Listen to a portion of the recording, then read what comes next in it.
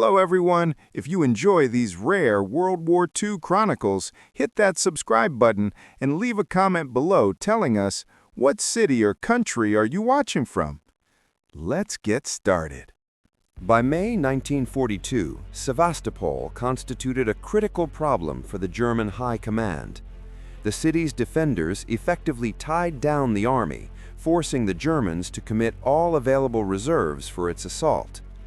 Manstein's 11th Army, supplemented by 80 heavy artillery batteries, remained in Crimea throughout the first half of 1942. Initially, according to the German High Command's plans, these forces were intended for the decisive assault on Leningrad. However, following the defeat of the Crimean Front and the Soviet retreat from the Kerch Peninsula, Sevastopol's position critically deteriorated. After two unsuccessful attempts to storm the city, Manstein made the strategic decision to focus the main attack on artillery firepower. An unprecedentedly powerful artillery group was assembled. Manstein planned to repeat the December assault, but utilizing significantly larger forces. The main thrust was planned to be carried out by the 54th Army Corps in the Mekenzievy Gory, Mekenzie Heights area for the subsequent capture of the northern bay. In turn, from the southern direction, along the Yalta Highway, a supporting attack was launched by units of the 30th Army Corps, whose task was to prepare a bridgehead for further advance towards Sapun-Gora. The operation was codenamed Storfang. Manstein's 11th Army, which carried out the decisive assault on Sevastopol, numbered 350,000 personnel and had 450 tanks, 2,000 guns and mortars, and over 1,000 combat aircraft at its disposal. Super heavy guns were brought to the city to destroy coastal batteries and underground warehouses, including the 420mm howitzer Gamma, 600mm Karl mortars, and the 800mm Dora gun. The defense of Sevastopol, or SOR, was divided into four sectors. The 3rd and 4th sectors, located on the approaches to the northern bay, were considered the most heavily fortified. The commander of the coastal army, Major General Petrov, kept one rifle division in reserve. The total strength of the Sevastopol defense region stood at approximately 120,000 personnel by June 6th. The main difficulty for the defenders of Sevastopol was a critical shortage of ammunition. Although the intensity of maritime transport increased following the collapse of the Crimean Front, it was impossible to compensate for earlier shortfalls. Moreover, Soviet command often utilized Black Sea Fleet warships instead of specialized large-tonnage transport vessels, which slowed the delivery pace. Retreat was out of the question. The May directive from the commander of the Caucasian Front clearly stated, "Sevastopol must be held at any cost. There will be no crossing to the Caucasian coast." Before the assault began on June 2, a 5-day artillery and air preparation commenced. One of its goals was to provoke the coastal army into returning fire to locate positions, but the Soviet artillery remained silent. Airstrikes were carried out daily across different sectors to conceal the direction of the main attack. On June 6th, hours before the assault began, a German prisoner was captured who revealed the exact time of the offensive's start. General Petrov immediately ordered a minute-long counter-preparation, but its effect was limited due to the lack of precise targeting data. On June 7th at 3 a.m., intensive artillery preparation began, accompanied by massive air raids. The 8th Air Corps flew about 1,400 sorties. The infantry attack followed at 3:15 a.m. German units managed with great difficulty to cross the Belbek Valley and penetrate the defenses of the 3rd and 4th sectors by only 1 to 2 kilometers. Baron Wolfram von Richthofen noted that the anticipated swift breakthrough was not achieved. Casualties among the attacking forces were significant. 4 German divisions advancing on the northern bay lost 2,400 soldiers and officers on the first day. On June 7th, the 11th Army's artillery expended approximately 4,000 tons of ammunition, nearly a quarter of its reserve. The Germans unsuccessfully deployed Dora against the coastal batteries. Nevertheless, the assault operations allowed a breach of the defense at the junction of the 3rd and 4th sectors and an advance toward the Mekenzievy Gory. On the night of June 9th, Major General Petrov committed his reserve, the 345th Rifle Division, to battle. German infantry slowly gnawed their way through the defense, advancing toward the northern bay.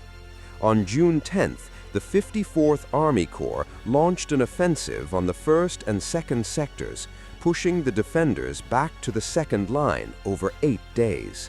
The results of the first 5 days were disappointing for the 11th Army, which was beginning to wear out. But the situation for Sevastopol's defenders was worse. Units were suffering losses, ammunition was running out, and aid from the mainland was diminishing. On the morning of June 13th, German aviation sank the motor vessel Georgia, carrying almost 500 tons of ammunition, a severe blow. On the same day, the Germans captured a key point on the north side, the 365th Anti-Aircraft Battery, Fort Stalin. The battery's defenders, commanded by Senior Lieutenant Pianzin, fought to the last. The battle turned into a war of attrition. Step by step, incurring losses, German infantry advanced. The guns of the 30th Battery inflicted heavy damage on the Germans. By June 17th, the battery was surrounded. Before the assault, Fort Maxim Gorky 1, German artillery detonated the minefields. On June 21, the battery commander, Major Alexander, decided to blow up the turrets. The enemy only managed to break inside 5 days later. On June 23rd, by order of the SOR Command, the remnants of the 4th Sector's forces crossed to the southern shore of Sevastopol Bay. The city's defense was compressed into the Inkerman Valley. On the southern sector, the Germans captured Orlino Gnezdo and Sapun-Gora.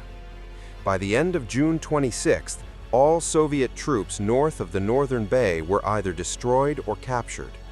As Manstein had anticipated, this meant the cessation of supplies via large ships. The last surface transport, the destroyer leader Tashkent, broke through on June 27th, delivering necessary ammunition but failing to change the situation. The city was not ready to surrender. The Coastal Army held the 1st and 2nd sectors with strong fortifications. Manstein decided to attack the inner defense ring not frontally from the southeast, but on the flank from the north. On the night of June 29th, he ordered units of the 30th Corps to cross the northern bay to the south shore on inflatable boats under the cover of a smokescreen. This landing hit a weak, unexpected point and significantly impacted the outcome of the battle. On the same day, the 30th Army Corps units breached the defense of the 2nd sector, took Inkerman and Sapun-Gora, and established artillery to shell the entire city. On June 30th, Malakhov Kurgan fell. On the night of June 30th to July 1st, the Germans captured the airfield and the city's railway station, advancing toward the Istorichesky Boulevard. The situation became critical, and the loss of advanced depots made the ammunition situation catastrophic. At this time, the controversial decision was made to evacuate the command staff of the Black Sea Fleet and the Coastal Army. The evacuation of commanders in sight of the remaining defenders severely demoralized them. Major General Petrov attempted to shoot himself, deeply distressed by the defeat. However, the cause of the defense collapse was not the evacuation order, but the Coastal Army's factual loss of combat effectiveness. Throughout July 1, the defenders retreated to the area of the 35th Battery on Cape Chersones. Thousands of soldiers and sailors accumulated on the shore, independently seeking rescue. resistance ceased by day's end. On the night of July 2, the 35th Battery was blown up. The last surviving defenders gathered on Cape Chersones, which was subjected to heavy shelling and air raids. On July 4, German infantry, supported by tanks, stormed Cape Chersones, and mass capture began. According to German data, almost 29,000 soldiers were taken prisoner that day, including the last defense commander, General Novikov. In total, about 80,000 Soviet soldiers were captured by July 10th. The last pockets of resistance were suppressed by July 12th. Sevastopol, which held out for 250 days and nights, was abandoned. Such a prolonged defense of the Black Sea fortress was of immense significance for the course of the Great Patriotic War. The 11th Army, engaged at Sevastopol, could not be timely transferred to Leningrad, which likely prevented its capture by the Germans in the spring-summer of 1942. The defenders of the Coastal Army, who staunchly protected Sevastopol, essentially saved Leningrad, Murmansk, and Moscow.